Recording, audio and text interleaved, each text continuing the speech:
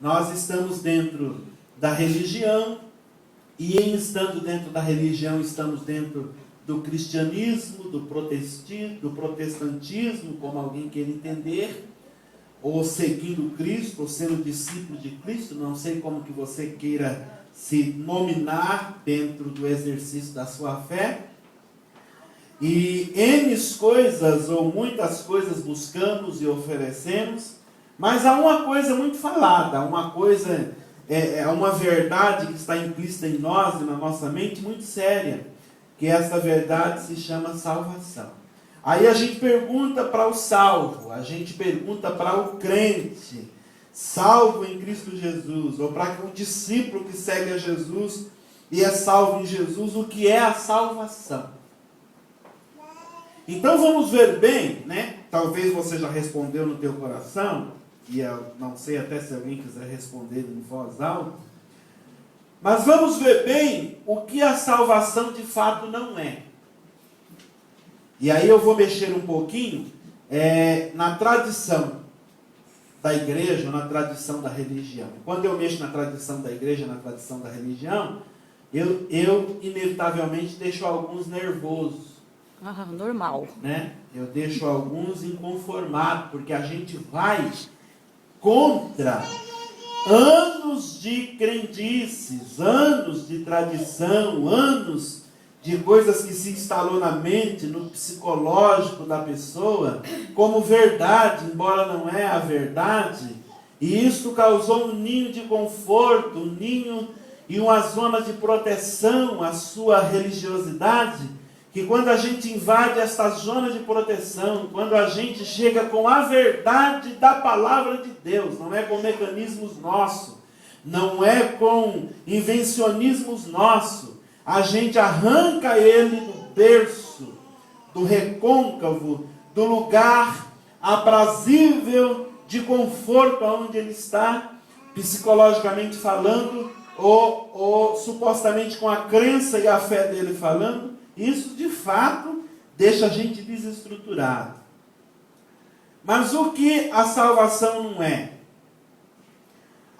Ser salvo não é ser livre do inferno. Para começar, a salvação não é ser livre do inferno. Bem porque há muita gente que serve a Jesus, que segue a Jesus, que está na igreja, que busca a religião, ou que se aproxima de uma divindade, por medo de sofrimentos eternais, sofrimentos infernais. E eu já disse que se nós estivermos seguindo a Jesus, e a motivação nossa for medo do inferno, nós somos os mais miseráveis dos homens. Então salvação não é ser livre do inferno. Quem foi que disse que salvação é ser livre do inferno? Vê bem que eu não estou falando que você vá para o inferno. E não é isso, me entenda. Mas a ênfase de que salvação é um livramento do inferno, um livramento infernal, essa ênfase nasceu com Constantino. Primeiro começou com Constantino, no ano 300 e pouco da era cristã. Constantino então começou a ganhar almas, a converter pessoas e a arrebatar pessoas, porque usava a imposição ou a prédica dos bispos daquela época, era o amedrontamento por ordem do inferno.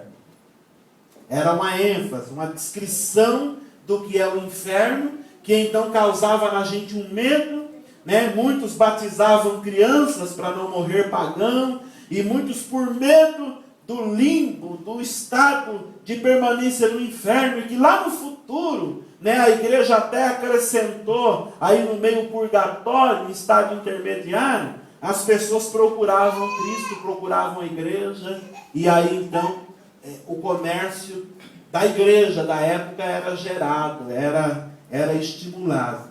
E depois de Constantino, o catolicismo deu continuidade. A Igreja Católica Romana, né?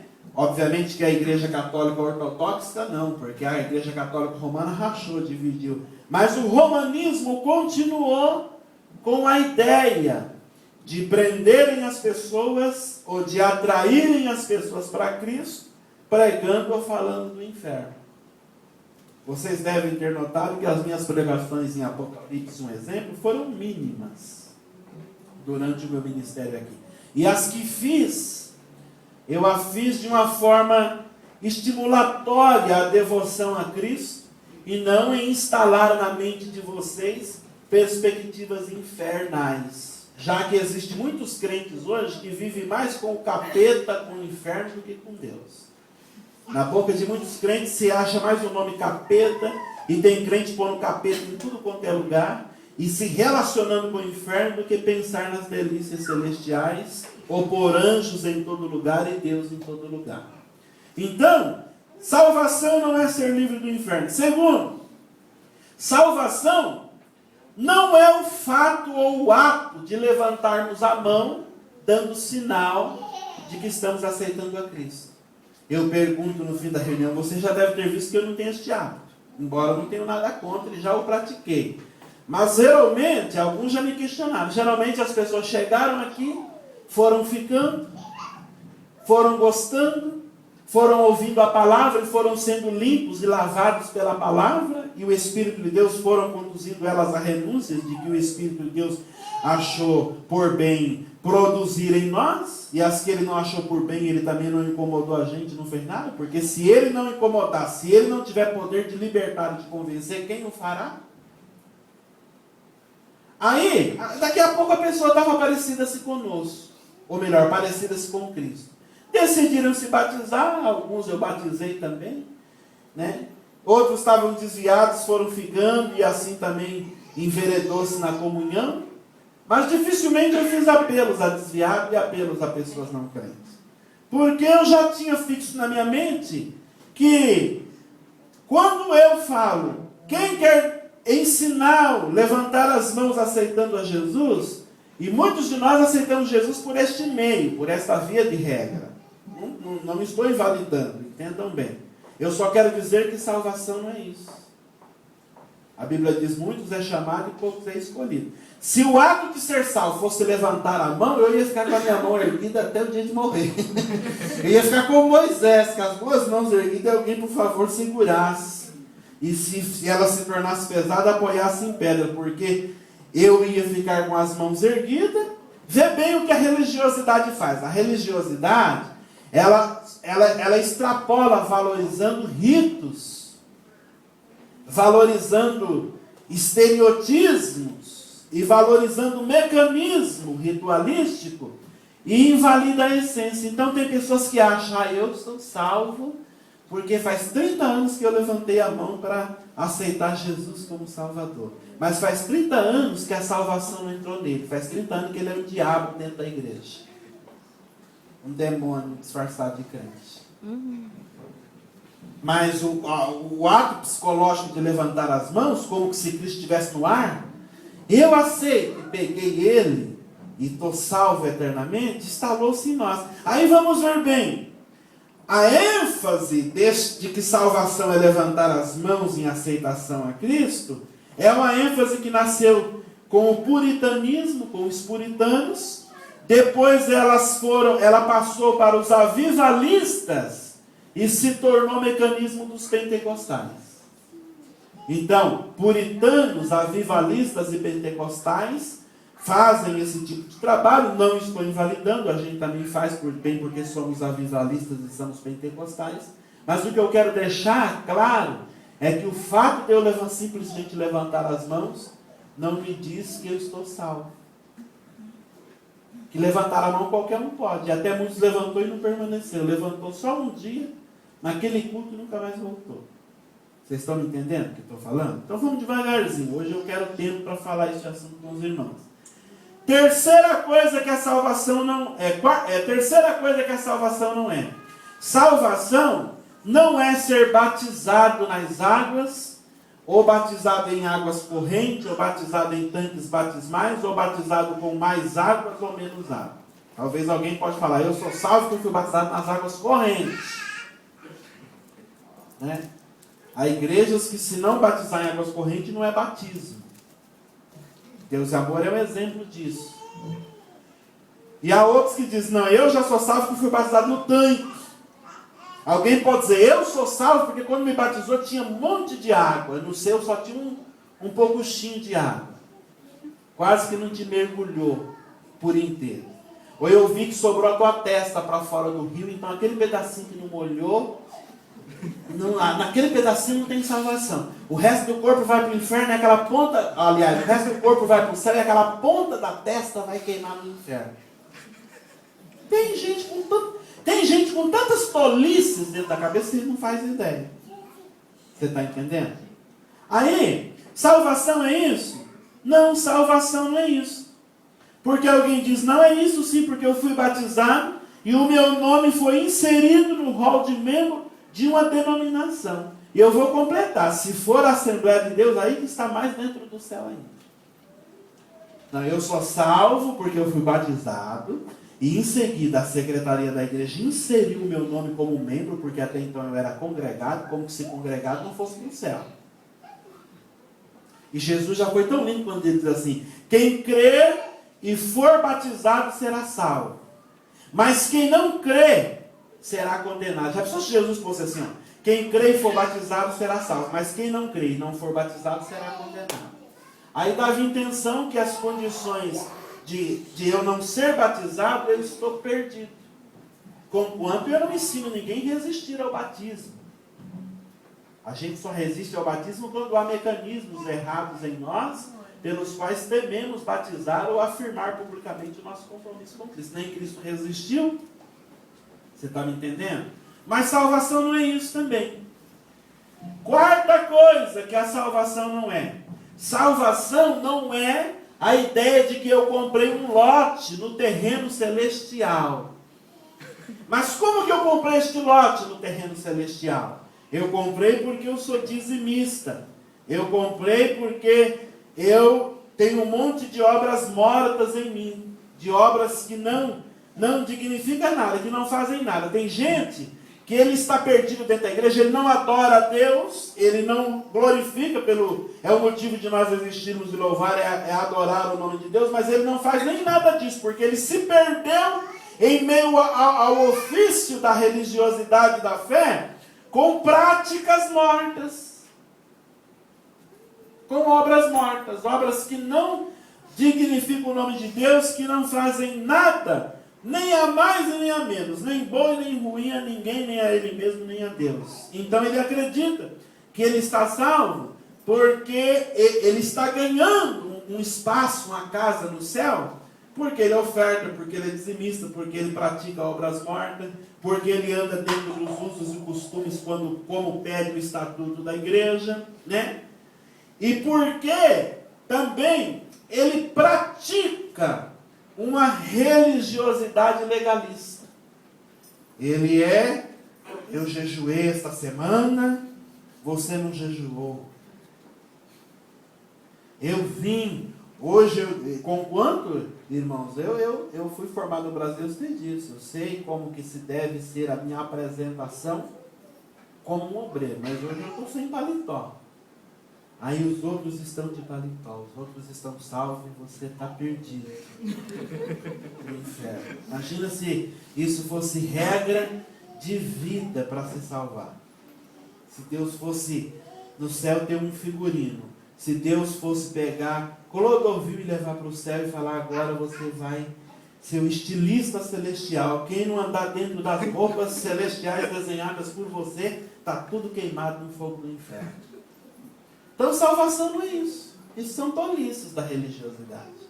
Que tem o seu lugar ético, o seu lugar bonito, o seu lugar apresentável, o seu lugar que a gente até faz por N coisas, mas se fizer com a mente religiosa e legalista, né, observando os mínimos detalhes, como os fariseus que dizimavam a hortelã, dizimavam as sementes mais miúdas, né?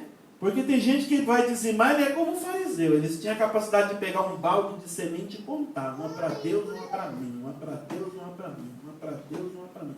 Tem gente que quando vai dizimar, ele faz um cálculo, ele dá assim, se der uma fração depois de vírgula, ponto, sabe lá o que, ele não sabe como fazer. Ah, e agora? Deu metade de Etienne. E eu não vou dar Etienne, porque se eu dar Etienne, aí eu estou perdendo para Deus. Mas eu também estou numa aflição, porque se eu não dar a metade de Etienne, que eu não sei como fracionar aqui, Deus vai estar perdendo metade de Etienne. Ele vira uma religião surtada, paranoica. E Deus me livre de uma fé, de uma expressão de fé surtada e paranoica dessa. Com tanto problema que eu já tenho na vida. Não é verdade? A religião se tornaria opressa, se tornaria terrível. Então, irmãos, salvação não é isso.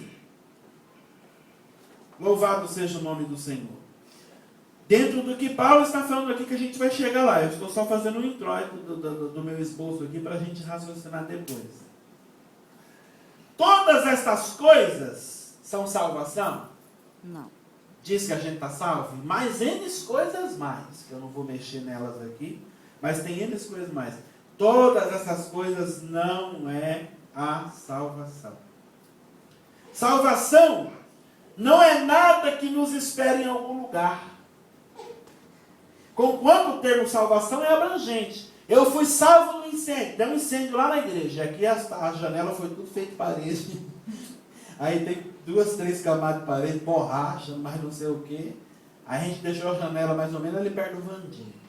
Então, vocês sabem que eu estou indo embora, vocês sabem, ali tem uma janela. Qualquer coisa, mete o braço com coisa que é só gesso e quebra. Mas a política do país que era para deixar uma escada lá e uma escada aqui. Então só tem uma saída. Mas enfim, alguém resolveu me catar no colo e pôr lá fora. Então eu fui salvo de um incêndio. Fui salvo de um incêndio. Eu estava lá no Big Life, fui pagar a conta, faltou Etienne, a Noemi chegou e me deu esse Etienne, eu fui salvo, né? Em detrimento de deixar alguma coisa da compra, eu fui salvo com Etienne para levar toda a conta. Então, você vê bem que salvação é para a gente. Conquanto eu estou falando de salvação no estado da alma. Vê bem que eu não quero deixar, eu quero deixar claro que eu não estou falando, como eu disse aqui, salvação não é nada que nos espere em algum lugar. É justamente isso. Salvação não é uma coisa, não é um estado, não é uma coisa, não é um objeto, não é um lugar que nos espera além. Porque tem muito crente, até aquele corinho que a gente cantava, caminhando eu vou para Canaã. Tem um corinho assim, antigo? Caminhando eu vou. Então dá a ideia, aquele corinho dá a ideia que quando eu fazer a caminhada e chegar em Canaã, eu estou salvo. É uma outra loucura de pensamento. E pobreza de mente cristã. Eu achar que salvação é uma coisa, é um objeto, é um lugar, é um espaço geográfico que me espera em algum lugar. Sabe por quê? Quando salvação não é isso, se eu pensar isso eu estou ferrado, sabe por quê? Salvação é algo que habita em meu coração. Salvação, dentro do reino de Deus, que o reino de Deus está aqui e está em mim. Jesus disse, o reino de Deus não vem com aparências exteriores, não é comida nem bebida. O reino de Deus não pode se dizer, ei-lo aqui, ei-lo ali ou ei-lo lá. Porque o reino de Deus está instaurado e instalado em mim. E então a salvação habita dentro do meu coração. Salvação não é quando eu chegar em Canaã. Então deveria assim, caminhando eu vou para dentro de mim mesmo. Caminhando eu vou para dentro do meu coração. Glória a Deus. Caminhando eu vou e já cheguei dentro de mim mesmo. Porque a salvação está mais perto do que nós, do que como nunca, diz a Escritura. A salvação está perto de vós como nunca esteve. E você vê bem que crente está procurando salvação em tudo quanto é lugar. Ele procura no círculo de oração, nos cultos da oração, na assiduidade da frequência dos cultos. Ele então deita lá no travesseiro e fica meditando no céu, pensando no céu, com a Cassiane cantando aquele hino. Se eu pudesse ir para lá, né? E ele vai imaginando as ruas de ouro e não sei o que. Ele fala, e quando eu chegar lá, eu sou salvo, estou salvo. Está salvo, eu poderia melhorar isso aí teologicamente, dizendo assim, está salvo do mundo. Por quê? Geograficamente eu deixei o mundo e fui para o céu. Estou no céu, estou salvo de espaços geográficos. Então salvação, irmãos, para onde eu esteja indo, se salvação é um lugar e não é um estado que está dentro de mim, dentro do meu coração, e salvação então é um lugar para onde eu estou indo, o que me resta? O que essa salvação me garante? Que eu não sou salvo. Se a salvação é um lugar para onde eu vou ainda, ou eu estou indo no transcurso da vida, isso me diz que eu ainda não estou salvo. Que eu não sou salvo. Você está me entendendo? Aí, se a gente partir deste pensamento, salvação que me espera em algum lugar, a salvação me espera lá em Araçatuba. Então aqui no já, salvação que me espera nas moradas celestiais, salvação que me espera em Araçatuba, ó, se a salvação me espera em algum lugar e é a morada celestial, só o que me restou é uma vida de inferno aqui. Se a salvação me espera em Araçatuba, eu posso estar em Guararapes, então eu vivo o inferno, eu estou vivendo o inferno no Japão. Quando a salvação, na psicologia nossa, é um lugar geográfico que me espera além, o que me resta é viver o inferno aqui. E não, a Bíblia diz que nós podemos viver a salvação e podemos viver a glória celestial e podemos viver o reino de Deus aqui e agora. É por isso que, não obstante este pensamento, existe um monte de crente cara fechada, carrancudo, mal-humorados, não sorriem, não comungam, não aprovam e não se envolvem com o clima e a atmosfera de alegria de alguém que está por perto ou de um grupo de pessoas. Ele é um espraguejador, ele é uma pessoa fechada, presa, uma pessoa nuvem negra. Que a gente vai chegar melhor lá no assunto, ele é tudo isso. Por quê? Porque ele vive o inferno agora, enquanto espera a salvação chegar na vida celestial. Não, a hora que eu passar pelos um dos 12 portão, aí que eu vou pular. Oh, estou salvo. Cheguei, vou abraçar os anjos. E tem gente que fica naquela espera de ver Abraão, Isaac e Jacó. Ah não, eu vou sentir gozo quando eu ver Abraão, Isaac e Jacó. Eu não estou nem com Abraão, Isaac e Jacó. Eu quero sorrir. Quero ser feliz aqui e agora, vendo o Massal. Não tem Abraão, vai Massal mesmo. Né? E o Massal ser uma bênção no meu caminho, na minha existência, e eu sentir gozo de ter vindo ao mundo e existir, simplesmente porque o Massal cruzou o meu caminho, e na vida do Massal habita Jesus, fazendo do Massal ser uma bênção, uma doçura na minha existência. Para que eu vou viver uma vida infernal agora esperando para sorrir e ser feliz quando ver Abraão, Isaac e Jacó? E depois de lá ver Cristo no trono, o Pai, o Filho e o Espírito Santo. E tem gente que vê ser um turista no céu. Aí eu vi essas pessoas que já o resto não precisa mais ver ninguém. Aí eu vou andar na Rua de Ouro, eu vou nas árvores do fruto da vida, eu vou no rio de cristal, eu vou andar não sei para onde, eu vou não sei quem. Aí acha que isso é salvação. Isso é gozo de salvação, isso é alegria de salvação. E estão tristes dentro da igreja, estão tristes seguindo Jesus, estão tristes e perdidos dentro da religião. A religião dele é uma religião totalmente desmotivante, louca. Hipócrita miserável. Pobre e miserável, obrigado pelo acréscimo, irmã Noemi. Pobre e miserável, que não compensa estar dentro. Por quê? Os mecanismos que ele crê, ou que fizeram ele crer, é que agora ele está num sofreguidão e numa luta de penitências e chicoteadas e mais um monte de observâncias da lei mosaica para ser salvo. E ele mesmo não se permite o gozo de ser salvo agora, independente da lei que tem aí para se cumprir, independente de que se ele está conseguindo cumprir a risca, independente de que ele seja perfeito ou não, independente de que ele consiga ou não, independente de que ele faça ou não, porque independente de todas as coisas que eu não dou conta de fazer, eu sou salvo porque Cristo as fez por mim. Glória a Deus. Aleluia, Jesus. Cristo, por que o objetivo teve Cristo vir fazer nesse mundo? Ele veio fazer tudo e aí de sobra ele caiu num enrosco e mataram o homem? Ah, eu estou morando no céu e já não aguento mais viver em céu, vou descer lá para baixo. Aí desceu e fez um tour, e aí ele envolve num enrosco político, de ambições políticas e corrupção e mata o homem e acabou. Ele veio aqui para isso. Não, ele veio, irmão, fazer a parte que eu não dou conta de fazer. E glória a Deus que ele fez e fez perfeita. Glória a Deus. Ele cumpriu a risca. Aleluia. Tudo que eu não dei conta de fazer para que a minha mente descanse nessa verdade e eu sinta gozo de que eu estou salvo agora. Independente dos meus deslizes amanhã, das minhas falhas amanhã, das minhas quedas amanhã, dos meus desacertos amanhã, conquanto eu não estou estimulando ninguém à prática de tais coisas, mas eu sou um salvo de Jesus. Aqui, e como diz o Gil Gomes, aqui e agora. Não é assim? Sou salvo aqui e agora. Deus me livre desse pensamento de salvação no futuro. Sabe por quê? Se você observar Jesus sempre quando encontrava alguém, ele diz, vai, a tua fé te salvou. Ele não falava assim, vai em paz, a tua fé vai te salvar.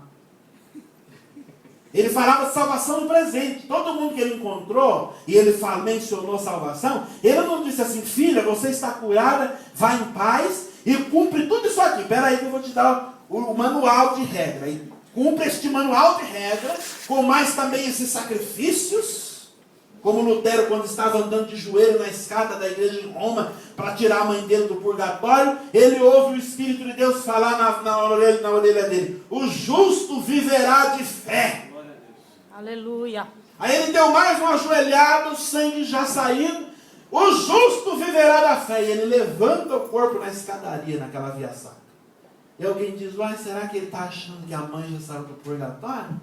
E foi. Esse dia eu estava vendo um vídeo, um documentário do Discovery, dessas práticas bizarras da religião. Vocês não sabem como a gente fazendo sacrifícios com o corpo e sacrifícios humanos, supostamente tentando aplacar a ira de Deus, ou convencer ou ganhar algo de Deus. E Lutero então continua a escada andando. Eu vou largar de ajoelhar em milho, ajoelhar em tampa de garrafa, de me chicotear, de andar em escadaria. Olha quanto degrau que eu ia andar de joelho, que sofrimento. Porque nada disso tem valor. O justo vive da fé. É fé para viver, é fé para comer, é fé que é salvo, é fé para existir, é fé para servir a Deus, é fé que Ele me justificou, é fé que Ele fez aquilo que eu não dava conta de fazer, é fé que Ele cumpriu a parte que a mim cabia cumprir, mas eu era aleijado, impossibilitado de cumprir. É pela fé que o justo vive. Não é com nenhum exteriorismo ritualístico de prática nenhuma. Você está me entendendo? Então por isso que ele dizia assim, vai, a tua fé te salvou. A tua fé te salvou. Nunca falou assim, serás salvo. Qualquer hora a salvação te encontra. Quando alguém encontrava Jesus, encontrava a salvação. Porque eu sou o caminho, a verdade e a vida. Jesus está em você. Encontrou Jesus, você é um salvo. Louvado seja o nome santo do Senhor Jesus. Cristo, irmãos, dentro do milagre, né? No milagre que ele realiza, que ele realizou, em relação à salvação falando, nós temos que pensar a seguinte questão. Salvação, como eu disse lá em cima na epígrafe deste esboço, é eu estar engravidado de Deus. Salvação, isso aqui é uma metáfora linguística para você entender o que Paulo está falando aqui. Então, por favor, deixe eu exercer o ministério da palavra que me foi confiado, e se de alguma forma eu puder abençoar a vossa consciência, iluminando ela pelo Evangelho, ou eu repartir a luz do Evangelho que chegou na minha consciência, deixe eu fazer, tá? Então, salvação é eu engravidar de Cristo, engravidar de Deus. Porque se eu não me engravidar de Deus, segundo o que nós vamos ver aqui, é difícil ser salvo. Sabe por quê? O versículo 2, capítulo 2 de Filipenses, versículo 2, diz assim: de sorte que, meus amados, assim como sempre obedeceste não só na minha presença, mas muito mais agora na minha ausência, assim também operai, ou como a tradução espanhola diz assim: gerai a vossa salvação com temor e tremor. Ele está falando, ele fala de obediência, que eu vou descartar essa parte, que não tem a ver com o que eu quero dizer, mas a parte B do versículo fala assim: assim também operai. Operar é trabalhar, operar é gerar. Ele está falando assim também: trabalhai, operai, gerai a vossa salvação. Então vê bem a ideia que ele nos dá, que salvação a gente ganha no momento presente. Mas salvação que se ganha no momento presente, ela é passiva de crescer, de concluir, de se culminar em nós. Ela é uma coisa que é por isso que eu emprego a linguagem metáfora de dizer que engravidamos de Deus, porque o primeiro contato nosso com a salvação, nós fomos fecundados de Deus. E quando o esperma divino, ele fecundou o meu óvulo humano, ali começou um feto chamado salvação. Uma criança, não sei qual é o sexo dela, uma criança chamada salvação. Um feto, após ser fecundado, que já existe vida, tudo ali. A ciência diz que não, que é por isso que aborta até 3 meses de vida, faz isso aqui, porque ainda não tem vida, não tem alma, não tem nada. Mas a Bíblia diz ao contrário, ali já há alma, já há vida, já há tudo. Aquele fetozinho, como o tamanho de uma cabeça com um alfinete com uma agulha, ele já é um adulto? Ele já é uma pessoa adulta, uma criança adulta, uma pessoa, um adolescente, uma criança, ou um jovem, ou um velho? Não, ele vai começar um processo de desenvolvimento. Um processo de gerar. É o que ele está falando aqui no versículo 12. Um processo de operar. E é por isso que necessitamos de congregar. É por isso que necessitamos de revermos periodicamente, coletivamente os irmãos. É por isso que necessitamos de mais N coisas mais. Mas enfim, deu-se esta gestação, porque quando a boa nova dos evangelhos nos encontrou, quando a boa nova de salvação nos encontrou, ela gerou em nós um feto de salvação através da fecundação divina, e agora somos pais e mães engravidados de Deus pelo milagre da salvação. E conquanto já somos salvos, esta salvação vai operar, ela vai gerar, ela vai sendo evoluída com temor e com tremor. Mas o temor e tremor que está falando aí não é medo, não é tremor e medo em relação ao inferno. Em relação a profecias que diz assim: se você não vir, não for ficar aqui com a gente, vai cair os pneus do teu carro, irmã Edna. Né? Profecias que dizem assim: olha, se você não fizer isso, vai ficar cancerosa. Eu já vi profecias dessa natureza. Se você não obedecer o teu pastor, te digo eu, mulher, que estou pondo um câncer em você. Sai para lá, Satanás. Com essa profecia. Se você não fizer não sei o que, eis que vai ficar aleijada em um acidente e virás carregada de cadeira de roda para a igreja. Eu vi isso na congregação que eu congregava lá no Brasil. E aí tem gente sonsa, né? Porque tem gente de todos os níveis de raciocínio. Eles acreditam naquilo. E já não é feliz porque acredita que ainda não é salvo e agora ainda com o amedrontamento direto do céu. Porque tem gente que ele acha que ele é secretário da Trindade. Deus resolve e manda a informação direto para ele e ele profetiza em nome da Trindade. Aí a pessoa acredita nisso, aí fica vivendo. Ai meu Deus, qualquer hora eu vou perder as pernas. Eu lembro que quando eu era jovem, a gente foi visitar, eu tinha começado o trabalho de visitas. E fomos orar por uma pessoa, ela estava com umas feridas na perna. E aí eu pus a mão na cabeça estourando, e o outro rapaz com a irmãzinha começou, cada um uma perna. Ele alisava as pernas assim e falava: sai, sai, sai. Aí daqui a pouco a pessoa gritou: não, não, eu preciso das minhas pernas. Ela entendeu que estava orando para Deus tirar as pernas dela fora. Não, eu preciso das minhas pernas, pelo amor de Deus. Vê bem o nível de fé. A fé da pessoa era Deus arrancaria as pernas dela. Meu Deus. Eu disse, irmã, mas ninguém está arrancando as tuas pernas. Eu não estou entendendo também o que eles estão falando, porque eu não entendo, né? Essas pessoas fazem esses benzimentos. Tem uns que eles vão orar para a gente, eles fazem uns benzimentos. Eu não estou entendendo o que é isso que eles estão fazendo, mas eu sei que arrancar a perna não é. E Deus também não vai responder uma oração dessa. Imagina se Deus responde a oração de arrancar a perna. Eu já estava esquartejado. Porque eu sei que nem todo mundo ora e pede o bem ao meu favor. Mas aí, irmãos, é estar grávidos de Deus. E uma vez que eu engravidei de Deus, uma vez que a salvação está em mim, agora ela vai produzir, ela vai gerar, ela vai operar, e salvação é ficar grávido de Deus, eu não posso permitir que esta gravidez se estanque. Salvação não é aquilo que eu falei. Salvação é engravidar-se de Deus para gerar e produzir em nós a salvação. Ela toma conta de todo ser. E quando eu se engravidei de Deus, eu não posso permitir que a gravidez seja interrompida. Tem crentes que ele engravida de Deus com uma beleza. Ele é fértil. Ele chegou na igreja ou encontrou Jesus, pá! De cara ele caiu naquele gás do primeiro amor. Ai, eu estou buchuda da Trindade.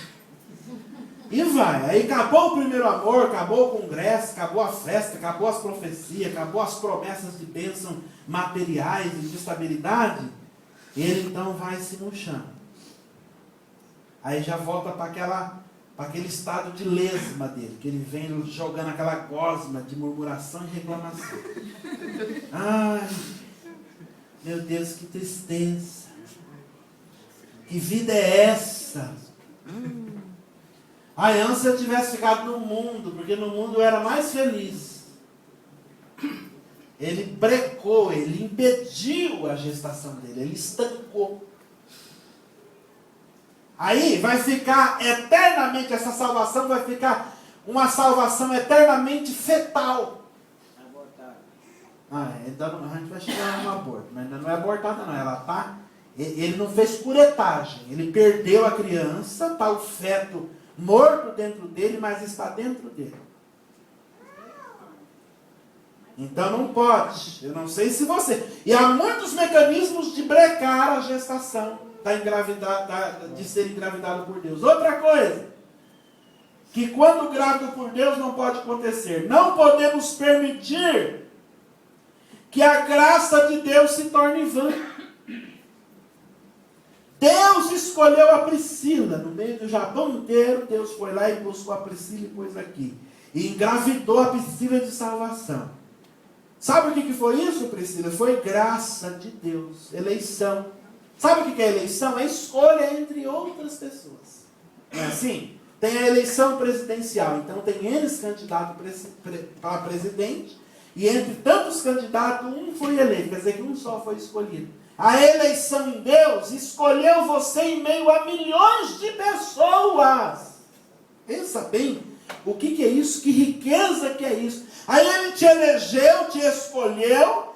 Isso foi o que? Foi graça dele, foi favor dele, foi graça dele. Eu não posso pegar esta eleição, essa escolha, essa graça que me selecionou no meio de muitos e fazer dela uma coisa qualquer. Agora, por conta de qualquer problema da vida, de qualquer loucura da vida, eu ir deixando essa graça para trás. Ah, eu vou desistir. Parei com esse negócio de ser crente. Por quê? Ah, eu não estou conseguindo pagar os aluguel. Não está tendo zangô. Eu entrego o currículo e ninguém me chama.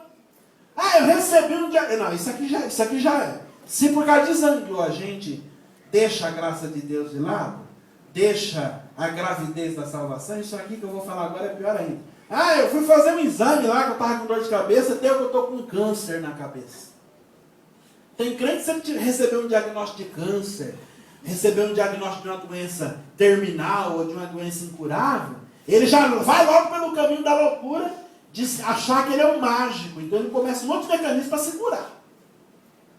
Ele quer fazer o milagre acontecer. Aí Deus não responde, porque Deus não quer, por N motivos Deus não quer, e eu também não sou secretário da Trindade para saber o porquê que Ele não quer.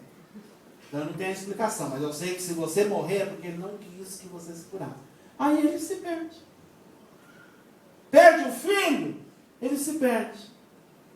Ele invalida a graça de Deus. Mas a graça de Deus, no ensinamento do Evangelho, é algo que, estando consciente dela, ela tem que estar acima de qualquer coisa. Porque Cristo falou, aquele que não deixar pai e mãe, aquele que não deixar lugar, aquele que não deixar propriedades, como foi a pregação do jovem rico ontem, aquele que não deixar isso e aquilo por amor a mim, valorizando a mim o meu favor e a minha graça de chamá-los, porque na verdade eu não preciso de vocês, é vocês que precisam de mim, mas conquanto sendo este o mecanismo, sou eu que vou atrás de vocês. Se vocês não valorizarem isso com uma vida de renúncia, isso e aquilo, vocês não são dignos do meu amor e da minha graça. Vocês, sabem qual é o problema de vocês? Vocês estão me seguindo para encher a barriga de vocês. Foi isso que ele falou para a multidão. Se essa multidão me seguisse pelo menos pelos milagres, eu já ficaria feliz. Mas a multidão que me segue só é para encher a barriga. A gente fala, né? Onde Cristo está, alguma coisa acontece. Onde Cristo está, tem uma multidão. Sempre tinha multidão, tinha sim. Mas vai ver naquela multidão os que estavam ali pela questão de serem salvos. Contava-se a dedo. A maioria estava ali, não era nem por outros mecanismos, era para encher a barriga de comida. É porque descobriram que o homem multiplicava peixe e pão. E sobrava cesto para a gente. Lembra quando a gente vai na... eu já fiz isso muito, que é coisa de pobre, talvez não é seu. Mas ia na festa dos outros, sem ser chamado ainda. Aí chega no fim da festa, tia, dá um pedaço de bolo para me levar para minha mãe. Quem já fez isso? Eu já fiz. Não se assuma, não faça resistência. Né? Eu já fiz. Dá um pedaço de bolo para levar minha mãe. Aí guardava aquele pedaço de bolo, dava a volta, não chegava perto da mesa. Tia, dá um pedaço de bolo para levar minha mãe. Aí já era a segunda. Se a tia não fragasse, eu levava o bolo embora. Aí eu descubro um homem que multiplica pão e peixe, ainda sobra 12 cestos cheios para mim fazer um bentô para levar para casa para a mãe. Aí eu não vou largar esse homem mais não. Macfish. Eu não largo mais este homem de jeito nenhum. Eita glória. Estão aqui por interesses pessoais, interesses próprios. Não estão aqui pela gravidez. Vocês não vieram aqui no exame periódico da ginecologia de Deus para ver como está o neném, como vai a criança. Se Deus fazer agora em nosso ventre como é que chama aquele trem? Ultrassom. E a ultrassom de Deus está além da 4ª dimensão. Ele fizer uma ultrassom para ver como está a criança. Como está a criança, Massal, dentro de você? O neném da salvação. Como vai essa criança?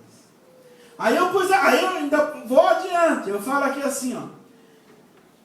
Engravidar-se da salvação é não permitir que Jesus não passe de um feto no útero da alma, da existência do nosso ser. Porque para muitas pessoas dentro da igreja, já está 50, 30, 20 anos dentro da igreja, mas se Jesus fizer a ultrassom agora, a criança ainda é um feto. É o que Paulo deu aquela raiva em Paulo, que ele falou assim, quer saber de uma coisa? Eu estou cansado de enxugar gelo. Porque do tempo que eu estou aqui convosco, ensinando e doutrinando, era para vocês serem mestres. Mas vocês ainda não podem ouvir a outra parte que eu tenho para vos falar, porque é um alimento tão pesado e vocês ainda são nenéns que ficam com um chupetão e um mamadeirão de leite. Não podem viver e não podem receber. Não podem de maneira nenhuma viver a largura, a altura, o comprimento e a profundidade de Deus, porque conquanto já tem uma carteirinha de 30 anos de assembleia, mas até hoje não pode comer um alimento sólido, porque quando fazem a ultrassonografia em vocês, a criança não ganhou peso, não ganhou tamanho, não se desenvolveu, o médico ainda vê ela milimetricamente dentro de você. Por que isso, irmãos? A gente vai chegar lá dentro da hora, eu acredito. Por que isso? Aí vocês acham que vai ser legal o exercício da fé com um feto dentro da minha existência, com um feto dentro da minha alma, sendo que a completitude ou o encontro da minha existência se dá com a evolução deste feto, e então eu vou me encontrando, eu vou me achando, e as coisas vão tendo sentido para mim, mas eu decidi não me alimentar adequadamente, eu decidi ter uma gestação mais fumando, bebendo, ou maltratando o meu corpo, que de alguma forma atinge esta criança. Emocionalmente também, são nervosismos, são guerras dentro de casa, é uma gritaria, é uma brigaria. A gente é um santo na igreja, mas é um Saddam Hussein lá fora, e isso está fazendo mal para o feto, ele não se desenvolve. Aí a gente tem uma existência cheia de crises, porque a nossa alma, o ventre da minha alma, abriga um feto que não se desenvolve, não cresce, por conta de minhas atitudes e de meus mecanismos. Aí fica, daqui um dia está lá na igreja do bispo Macedo, fazendo macumba evangélica para tentar ir adiante. Eu cansei de Assembleia de Deus, de uma coisa que só promete e nunca chega nada. Nunca chega nada porque você é um miserável. Porque o problema está em Deus, eu acredito que... Bom, com toda a minha loucura, eu acredito que não está em Deus. O problema da sua estática, o problema de você estar mumificado e estar fascinado, parado, letargicamente no caminho da produção, da gestação, do desenvolvimento, é Deus? Não. Não, irmão. Se enxerga. Larga de enxergar os outros e se enxerga. Porque você vai ver que a sua gestação não está boa. Aí, continuando. Salvação ou engravidar-se de Deus é não permitir e não receber Cristo ou a gravidez como uma inseminação artificial do Evangelho. Porque nós somos engravidados de salvação através do Evangelho. E o que acontece? Tem tantos evangelhos pobres por aí. É evangelho da prosperidade, é evangelho da restituição, é evangelho do pancadão, é evangelho do baile, é evangelho da profetada, é evangelho da chave do carro, da chave de casa, é evangelho do triunfalismo, é evangelho do não sei o quê. Aí quando a gente vai oferecer um evangelho puro, ninguém quer. Sabe por que ninguém quer evangelho puro? Porque o dia que Jesus pregou o evangelho puro, os discípulos falaram: ei, só sobrou nós aqui. Ficou mais ninguém. Aí Jesus falou assim: vai vós também. Mas eu não me vendo, eu vou continuar falando a verdade, porque eu sou a verdade. Eu vou expressar quem sou, e expressando quem sou, eu digo verdade. O problema é seu. Eu não vou alisar, eu não vou fazer mecanismo de denguinho, de cafuné em você, não. Porque não é eu, é a palavra. E a palavra chega na gente, porque tem hora que a palavra prega a gente, irmão, mas a gente sai, parece que sai como um saco de pancada. A gente sai sem rumo. Essa madrugada minha filha acordou no escuro e estava assim. Aí eu ouvi um barulho. Eu ouvi um barulho. Eu falei: acende a luz que a menina já bateu nas 4 paredes. Ela está caçando a porta. Acendeu a luz e ela encontrou a porta. Aí tem gente que está assim, batendo daqui para lá, desorientados. A gente sai desorientado quando a palavra pega a gente e fala: você ainda é linguarudo, você ainda é fofoqueiro, você ainda odeia, você ainda mente, você ainda engana, você ainda é corrupto, você ainda faz as coisas com interesse próprio, você ainda só pensa em você, você ainda está fazendo essas coisinhas que não deveria estar fazendo escondido, você ainda não sei o que lá mais, que eu não vou, Espírito de Deus, eu vou parar por aqui. Você ainda é isso, você ainda é aquilo. E a gente fala: ah, não. Esse evangelho, essa igreja aí, Deus me livre. Essa igreja aí não tem mecanismo de motivação. A gente entra ruim e sai mais ruim ainda. Mas é isso, tem que sair mais ruim ainda, porque você se enxergou. E agora é o processo de se salvar, da criança começar a crescer.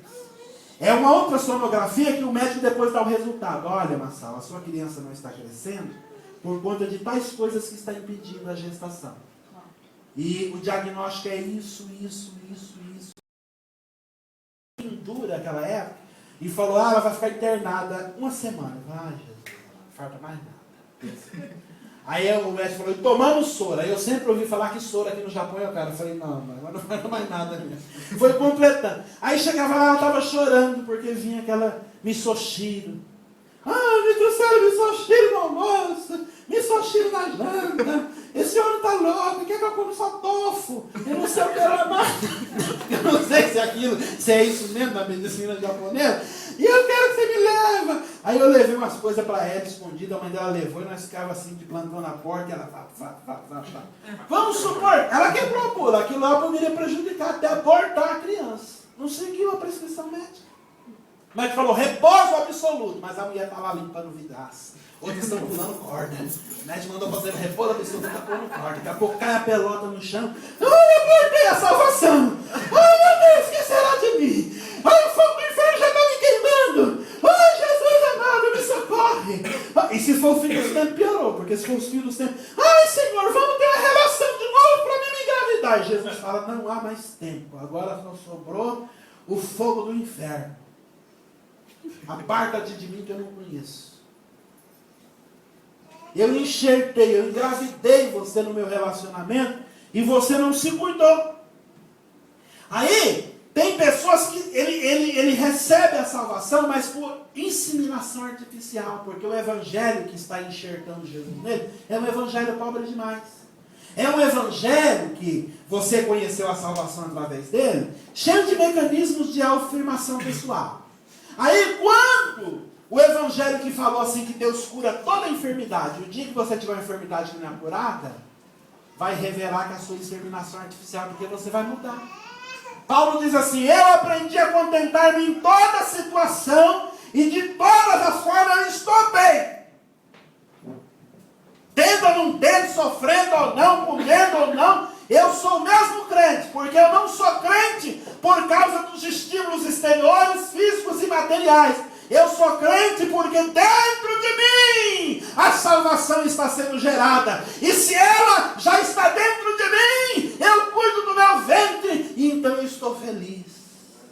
Conquanto nada prejudique a minha gravidez, o resto para mim é resto. Mas é o evangelho que pregou para você, não foi o evangelho que ser crente tem que sofrer. Jesus prometeu alegria, triunfalismo neste mundo. Jesus prometeu vitória, fez uma apólice de seguro. Olha, eu vou engravidar você, mas eu vou assinar uma apólice aqui. Depois da gravidez, você nunca mais vai ter problema, sofrer e chorar neste mundo. É o evangelho com o qual você foi engravidado. É verdade isso? Não. Pode ser verdade nos primeiros dias que a gente aceitou a salvação, que a gente está tão assim, naquela euforia de graça, que você não vê nada, mas conforme vai ganhando a rotina de novo da vida, aí você vai descobrir dentro da própria igreja. O problema é que você nem descobre lá fora. Daqui a pouco, alguém levanta uma calúnia de você dentro da igreja. Daqui a pouco, alguém está te matando dentro da igreja. Daqui a pouco você está caindo num buraco. Ai, irmã, segura meu dedinho, que só dá para alcançar o dedinho, que eu já estou quase lá despencando. A irmã chega e faz assim no dedinho. Vai! Praga ruim, miserável. Agora eu vou ficar bom a igreja porque você não está mais aqui. Vai virar um paraíso. Aí a pessoa que caiu lá no buraco fala, meu Deus, vem os escândalos, vem as coisas que sufocam. E ele fala, gente, eu achei que eu tinha encontrado o abrigo. Mas se a gente for ver bem, eu tenho que correr daqui para mim se sentir abrigado, se sentir protegido. Aquele louvor da Shirley, que eu não sei nem se eu menti para não ensaiar, que diz assim, quem me vê abençoado, pensa que nunca sofri, que nunca fui apedrejado e às vezes atingido e quase eu morri, que não fui traído por aqueles que se diziam meus irmãos, mas que depois cavaram cova, prepararam armadilhas para minha destruição. Tentaram de todas as formas para me ver querem desabar. Mas Deus me fez tão invencível que por mais que eles tentem, não conseguem me matar. Não vai me matar, irmão. Quem está dentro do meu ventre é Jesus.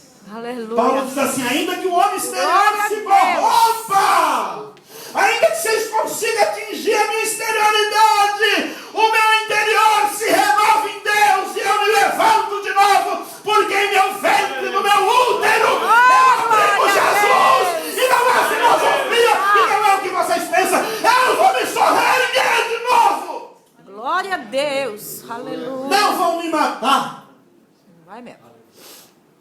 Não vai produzir aborto em mim porque eu não deixo, eu tranco as pernas. Ninguém vai introduzir um espéculo em mim e fazer nada porque eu fico de perna cruzada e abraço o vento. Aleluia. E vocês acabam com tudo, mas com a salvação não. Essa está sendo gerada em mim, está produzindo alegria. Então cuidado com inseminação artificial da salvação da gravidez de Deus, viu, irmãos? Porque nesse processo de gravidez, o Cristo é embrionário pelo tubo de ensaio. E você sabe que a gravidez pelo tubo de ensaio se escolhe a cor do cabelo, se escolhe a cor do olho, se escolhe a cor da pele, características físicas. Então Cristo chega como Ele é em nós, e nós transformamos Cristo. Já não é Cristo que transforma nós, é nós que transformamos Cristo. Cristo tem que se adequar às nossas solicitudes. Ah não, se não for um evangelho que se encaixe em mim, do jeito que eu quero e me favoreça, eu não fico.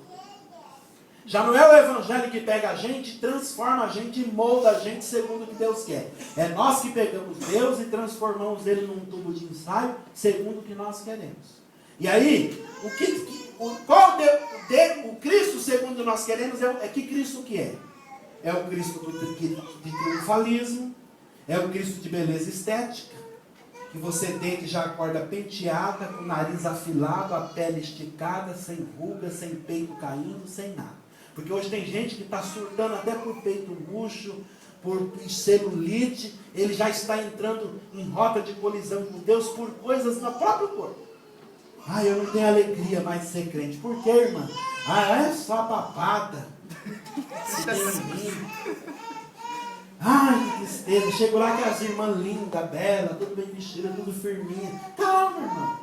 Um dia essas irmãs lindas, belas, tudo firminha, vai estar igual a você. O problema é que você vai estar sempre na frente. Vai ganhando a porção. Mas ela vai chegar lá também. Não precisa se desmotivar, não. Porque Jesus não é esse culto ao corpo que nós fazemos hoje. Nós cultuamos o corpo.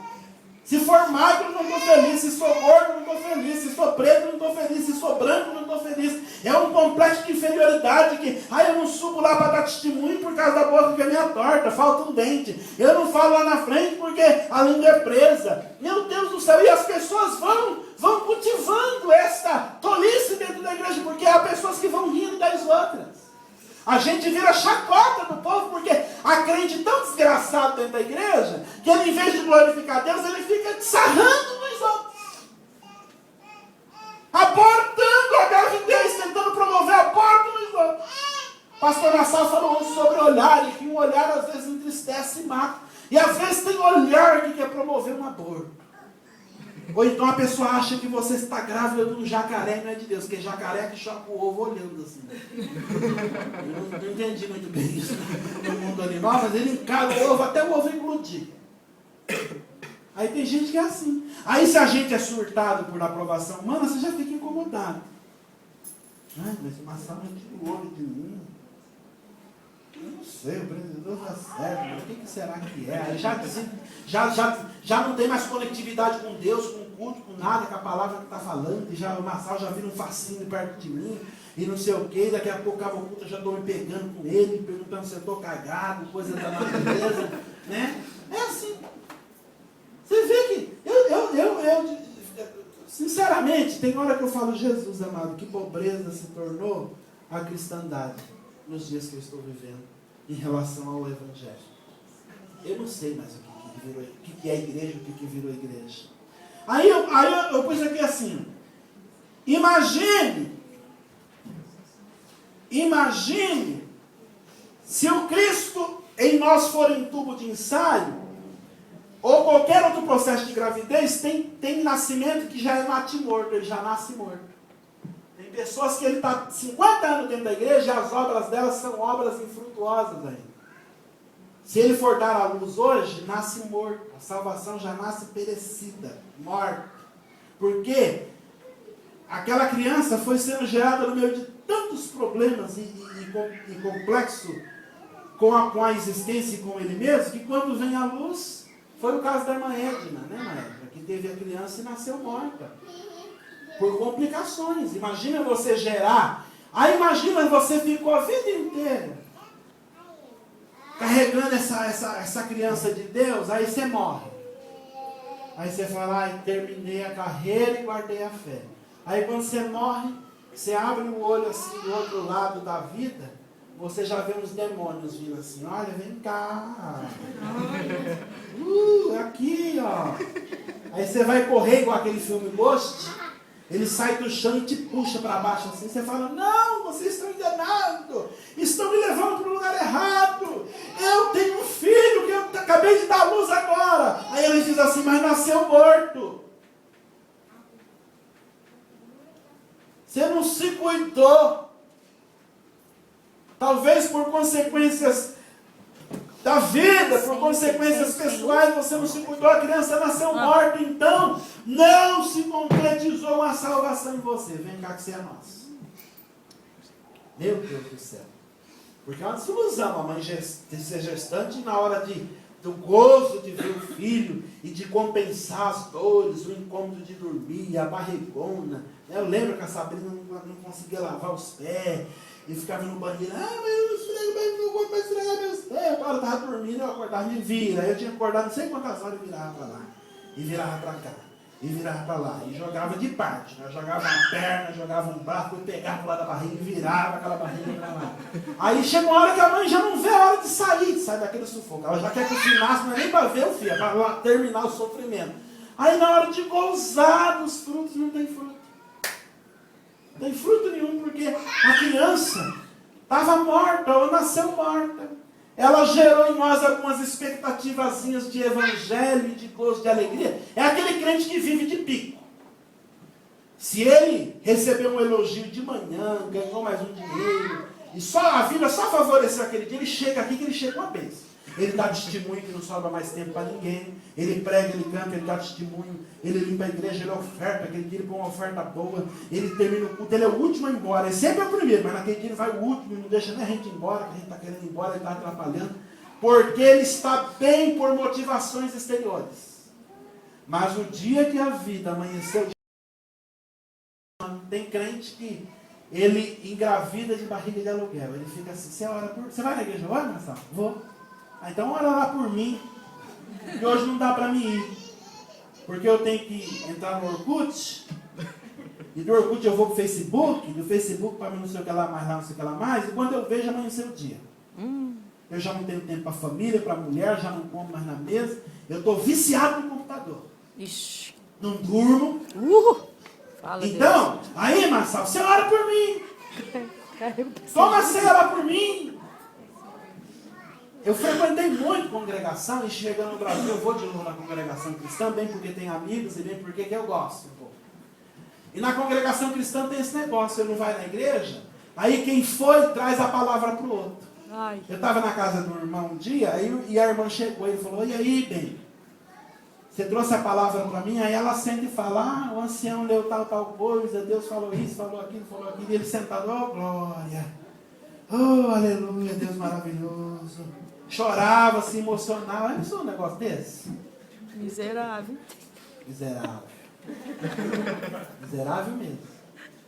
Ele se converteu, mas os outros levam ele nas costas. E eu vou te falar um negócio, larga de ser trouxa. Porque quem que a gente tem que levar nas costas, vamos levar assim. Mas tem gente que vai ter que aprender a andar com as pernas dele. É verdade. Vai aprender a andar. Eu tentei, dentro do meu ministério aqui, tentei ensinar muita gente a andar com as próprias pernas. Principalmente naquilo que que não é atribuição minha, mas que eu fazia por não ter ninguém, eu estou indo embora. Você não vai se assustar. Mas Jesus te dará graça para fazer aquilo, porque quando a gente precisa do obreiro, quando a gente precisa do assistente, quando a gente precisa de fulano, não tem ninguém. Miserável. Essa mesa da ceia, de quando eu estou aqui, eu monto ela e desmonto. E antes eu lavava os carros. Aí eu aborreci, ou eu tenho que confessar um pecado. Eu vou confessar um pecado agora. Eu me enfezei, porque tem hora que a gente tem vontade de pegar um pelo pescoço. Mas tem hora que eu estou tão assim que eu tenho vontade de pegar um e espedaçar ele. Mas aí eu não posso. Eu falei, agora também eu posso até tirar, mas cálice não lavo mais. Não, ministro é ser serviçal. Eu sou um eterno servente, um eterno empregado. Não estou nem falando assim, aí eu agora sou pastor, não faço mais nada que o diácono faz. Não, irmão, eu sou um eterno diácono. É simplesmente que eu entendo que aqui na igreja não existe só eu. E se nós somos um grupo que vivemos em comunidade, numa operação formiga, cada um fazendo um pouquinho, não sobrecarrega ninguém. E a coisa é feita bonita, é feita linda, é feita para se tornar exemplo. Mas eu a vida inteira, depois que assumi a igreja, chego meia hora, uma hora antes. Aí todo mundo, quando os oficiais da igreja, chegam 10 minutos, 20 minutos depois do culto. E a gente tem que ficar esperando. O engraçado é isso.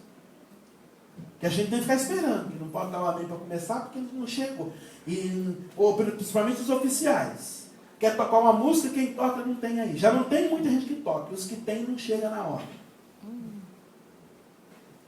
Aí a gente vai fazendo a vez dos outros. Aqui funciona, mas diante de Deus não, porque diante de Deus cada um receberá o galardão pelas suas obras. Deus não vai falar assim, irmã Jaqueline, irmã Jaqueline está perto da Mancate, e Deus já está tão velho, né, porque Deus tem tantos anos de idade, aí ele fala, traz o galardão da Jaqueline, aí vem com aquele monte de ouro, coroas, né, lauréis, lírios. Aí na hora de entregar, ele quer entregar pessoalmente, ele não enxerga direito, ele vai dar nos braços da Mancate. Não. Mancate vai receber aquilo que, embora que a gente não tenha que trabalhar para receber galardão, mas a Mancate vai receber aquilo proporcional com o que realizou. Irmã Jaqueline também. E com Deus, a Deus ninguém se engana. Não é assim que as Escrituras diz? Porque Deus não se deixa escarnecer. Tudo que a gente planta, isso colheremos. Diz as Escrituras. Louvado seja o nome do Senhor. Irmãos, eu vou ler uma outra citação aqui, porque, olha, eu estou ainda no meio do meu sermão. Acho que isso aqui tinha que virar um estudo. Mas vamos ler a citação aqui, em Filipenses, capítulo 12, né? 2:12, que a gente já lemos, mas vamos rever. Ele fala assim em 2:12, para a gente ir para a conclusão. Né? De sorte que, meus amados, assim como sempre obedeceste, não só na minha presença, mas muito mais agora na minha ausência, assim também operai a salvação com temor e tremor. Este assim também, uma tradução diz assim pois. Tem uma tradução mais fiel que ela diz assim pois, em vez de assim também. Assim pois, o que quer dizer essa colocação aí no versículo? Assim também. O que ele quis dizer com isso? Ele está revelando a gente como manter a gravidez de uma forma saudável. Ele está falando assim pois, aí ele vai falar o motivo, é uma evocação. Essa parte do versículo aí é uma evocação que vai revelar para nós a causa do efeito de estarmos grávidos de Deus e de como cuidar dessa gravidez. E vamos ver então a revelação, que é o versículo 5. Capítulo 12, versículo 5. Capítulo 2, versículo 5. 2, 5, que diz assim, 5 ao 11. Olha só. Então vou só parafrasear, você fica a Bíblia aberta.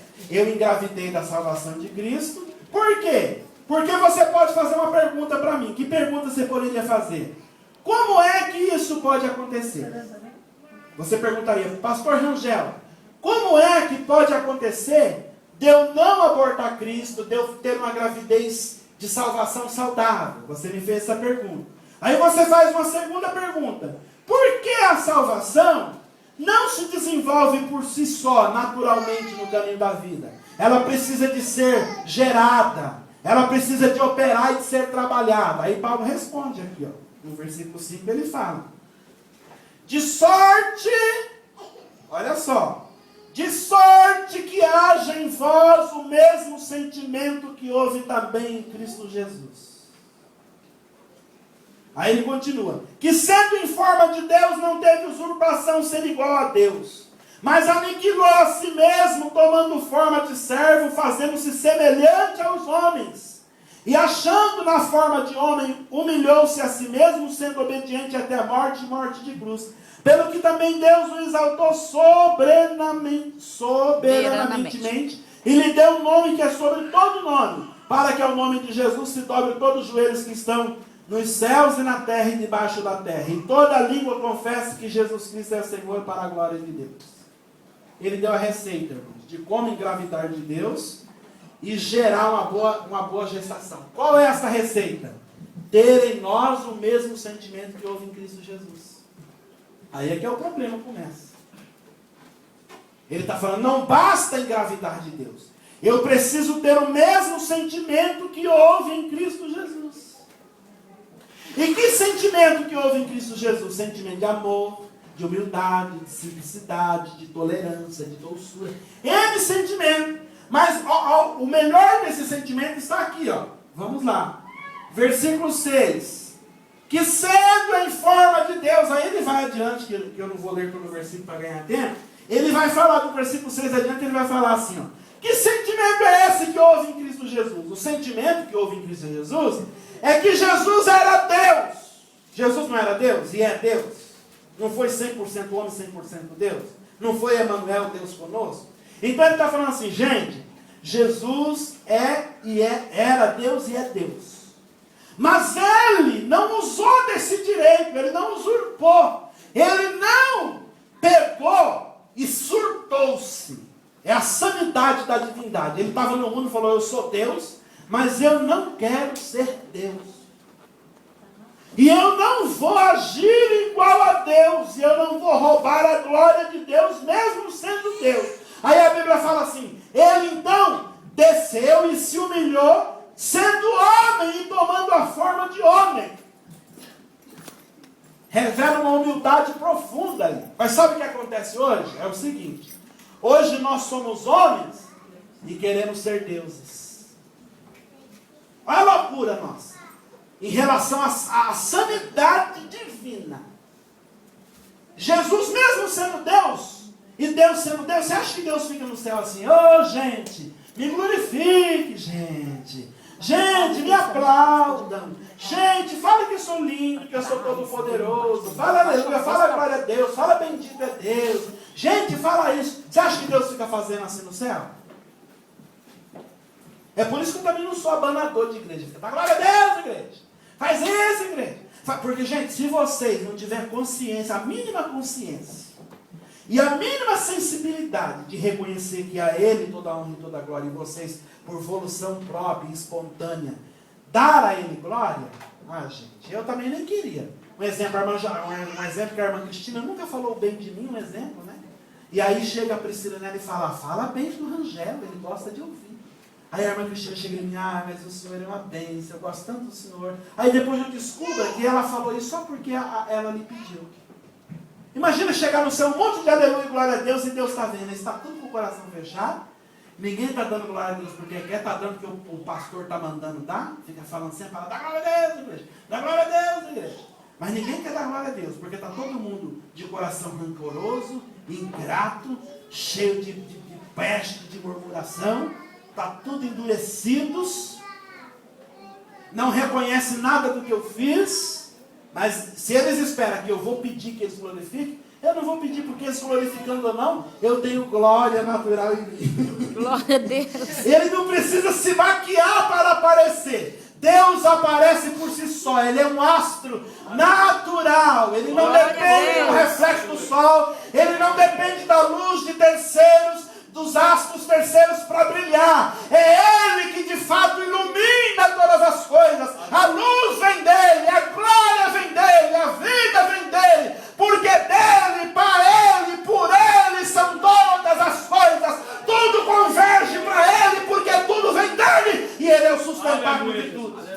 Deus, é verdade. Vocês acham que nessa reunião vocês chegaram aqui difíceis e estão saindo ruins? Mais difíceis ainda é você menos Deus? Vocês estão enganados. Enquanto vocês não reconhecem, existe aqui um coro de anjos que tampam os pés porque eu sou santo e tampam o rosto porque não querem aparecer diante de mim por causa de minha santidade e minha glória, dizendo santo, santo, santo, santo, santo.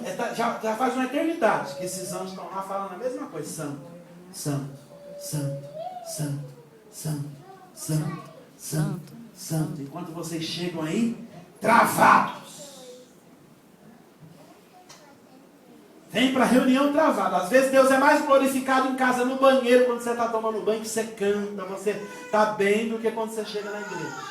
Que eu não sei que peste que tem, que a gente em casa, às vezes está bem, é um crente que os vizinhos, pode ser ao contrário, né? Meus vizinhos falam, ai que gostoso a vida desse crente, mas ele chega na igreja e ele empestia.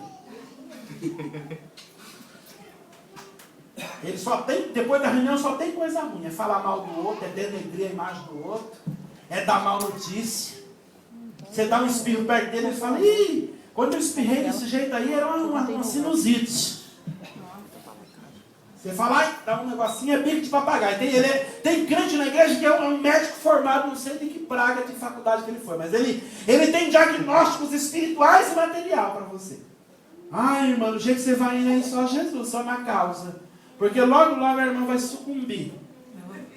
Deus está para te recolher. A gente chega perto dele, e a gente já não chega bem. Aí você já sai quase com uma marca. De tão mal que você sai. Outra hora não precisa ele falar nada. Só que você está perto, ele está irradiando aquela energia carregada e negativa dele assim, que você sai. Eu não creio, irmão, não estou pregando malhoiado e nem benzimento, simpatia não. Mas a gente sai com o corpo doendo, sai mal. Às vezes eu chego em casa, eu fico perto de algumas pessoas que eu chego em casa e falo para a Sabrina, gente, eu não sei o que é, mas eu estou opresso, eu não estou com vontade de comer, de beber, eu não estou com vontade de deitar e nem de levantar, eu estou perdido, eu não sei o que eu quero da vida. Ai, mas como eu estou mal, eu estava tão bem, eu estou assim como que... Ai, parece que nem compensa existir. Aí eu vou orar, porque eu entendo que ele é crente, com gestação complicada, que passou coisa ruim para mim. Ele não tem nada de bom para transferir, porque ele não deixa a palavra entrar dentro dele e gerar alguma coisa. Ele está com os coscorão, ele tem uma crostra em volta dele, no olho dele, e um tufão de cera eterno no ouvido, que ele não ouve palavra e nada penetra nele de bom, porque ele não deixa. Não, aqui não, eu sou ruim, eu sou machão, eu não abro, eu não perdoo, se pisar no meu calho eu chuto a canela. Está vivendo uma vida cristã infernal. Aí você encosta perto de um trem desse, Deus me livre. Nossa. Você não sabe o mal que isso faz para a gente. Aí é que eu digo que só Jesus na causa. Então, irmãos, ele está falando, ele era Deus, e então se quis se tornar homem para não usar os direitos de Deus. Porque crente não é dono da razão. Se a gente ser crente, eu gostoso de ser crente, é quando você abre mão dos direitos porque não é dono da razão. Só abre mão dos seus direitos no seu lugar quem que não é dono da razão. Agora, nós está acontecendo ao contrário. A gente é ser humano e está virando Satanás. Porque se a gente acha que está virando Deus, está enganando a nós mesmos. O mínimo que você está se transformando é num diabo. Porque esse suposto Deus que você condena fulano, salva ciclano, amaldiçoa Bertrano. Tem gente que ele jamais comanda o céu do que o próprio Deus. Ele é um pontífice, é um Bento XVI. Está cheio de Bentos XVI dentro da igreja. Que são pontífice de Deus. Ele é infalível e na infabilidade papal, ele é um Deus que opera e faz coisas como Deus e em nome de Deus, e Deus tem que assinar embaixo, mesmo que Deus não queira, porque ele é pontífice, então Deus tem que sacramentar.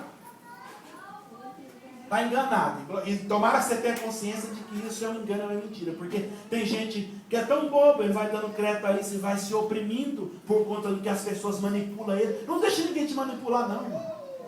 Não deixa ninguém roubar a tua alegria. Não deixa ninguém roubar o teu gozo de servir a Deus. Não deixa ninguém botar o bedelho no teu relacionamento com Jesus, na tua gestação, da gravidez, da salvação, não. Picota ele sem dó, mete o pé na bunda desse desgraçado, para ele achar o lugar dele e deixar você viver com Deus. Esgana esse fariseu que não entra para o céu e não deixa ninguém entrar. Esse sepulcro caiado, essa taça suja. Essa miséria que se instalou em tais pessoas de que ele é o amado de Deus e mais ninguém. De que se não for com o alvo, você não é ninguém, não está salvo. Largue dessa bobeira de dar mais crédito às pessoas e ao que elas falam e fazem do que é o que Jesus diz de você na palavra dele. No evangelho dele. Só para concluir, porque não dá mesmo, literalmente. Eu devia ter feito isso em 3 dias, mas eu quero concluir dizendo assim. Aqui eu ia falar um pouco da humildade, o que é humildade, né? Muitas coisas da humildade, mas não dá mesmo. E eu quero só concluir que existe uma coisa que aborta, que é o que o Moedas falou. Uma coisa que aborta a salvação. Vamos ler aqui, ó, versículo 13 a 18. Então a gente viu que nós temos que ter o mesmo sentimento que houve em Cristo Jesus. E que sentimento que era aquele? É ser humilde, é abrir mão do lugar da gente, é não ser dono da razão.